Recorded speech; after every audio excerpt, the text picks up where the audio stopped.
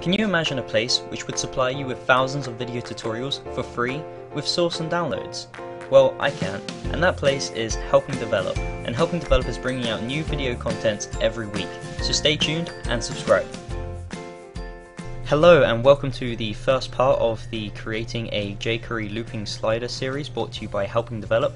I'm Joe Smith, and in today, part 1, what we're going to be doing is we're going to be going over the HTML and CSS of this slider.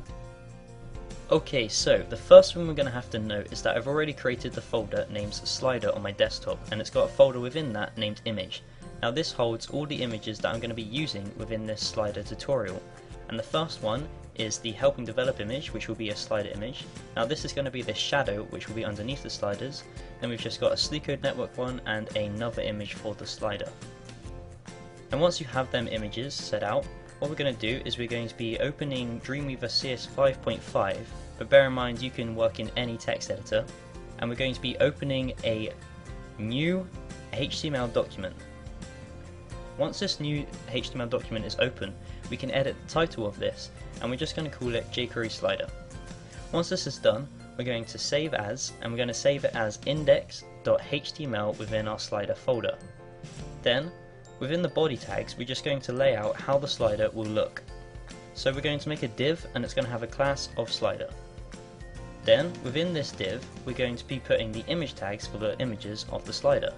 So we open image tag, src, and we browse, and then we select the Helping Develop image, and then we're just going to put border 0, and then we're going to give it an alt tag so it validates. Now we don't have to define the width and height, as we're going to be doing that in CSS. Also, this does not necessarily mean that this will be the first image to come up on your slider, and I'll explain that later on. Okay, so now I'm just going to be adding in the next two images to the slider.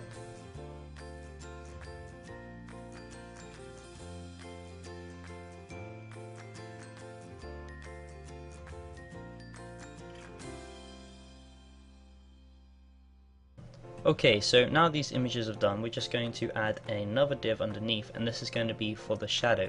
Now this shadow div is completely optional, so you can miss this out if you want. But if we just go to our desktop and open up this folder and navigate to it in the browser, you can see that it looks pretty rubbish. I mean, how's that going to slide?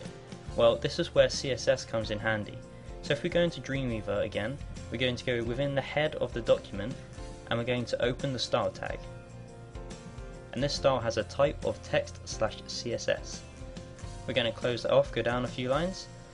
Okay, now once this is done, our first style is going to define the class of slider. So we do period slider, open curly brace, and then the information is going to be the width, which is going to be the same as the images, which my images has an 800 pixels width, and the height is going to be 350 pixels, which is also the same as my image.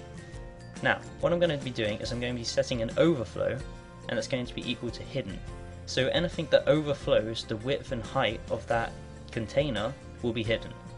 Now the next thing I'm going to do is I'm going to just set the margin to 30 pixels away from the top and auto from the rest to align it to the center. And we're going to close that off. Now the next class I'm going to create is the shadow class, which, as I said, is completely optional. You don't need to include it.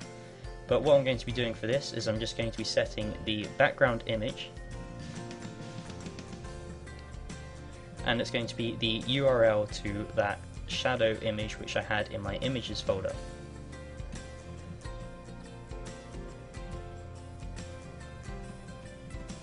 Okay, once this is done, we're going to just set the background repeat, and that's going to be equal to no repeat.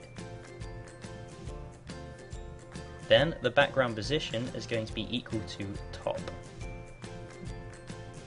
Okay, once this is done, we're going to set the width and height to exactly the same as the image width and height, which I recorded mine as 864 pixels width by 144 pixels height. Once this is done, we can just set the margin, which is completely varied on how you've done your shadow, but for me is minus 60 pixels and auto to align it to the center. Okay, once this is done, we can now view it back into the browser, and you can see that that looks a lot nicer, and you can kind of see how this will work. as the images will be in this container div and still are, but they're just hidden as at the moment it's overflowing.